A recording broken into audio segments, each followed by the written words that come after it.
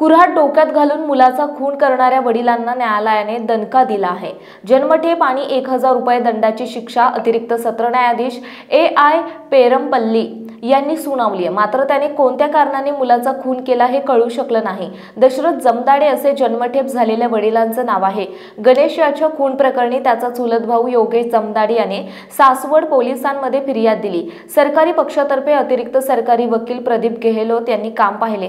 त्यांनी जिल्हा न्यायालय पैरवी अधिकारी पोलीस निरीक्षक संतोष घोळवे, सत्र न्यायालय पैरवी अंमलदार पोलीस उपनिरीक्षक विद्याधर निश्चित, न्यायालय पैरवी अंमलदार सहाय्यक पोलीस उपनिरीक्षक जयसिंग जाधव यांनी न्यायालयीन कामकाजासाठी मदत केली। ही घटना 15 जानेवारी 2019 रोजी त्यांच्या राहत्या घरी घडली। दशरथ याने कोणत्या तरी कारणाने डोक्यात डाव्या कानावर कुऱ्हाडीने वार करून मुलगा गणेशाचा खून केल्याचे फिर्यादीत म्हटले।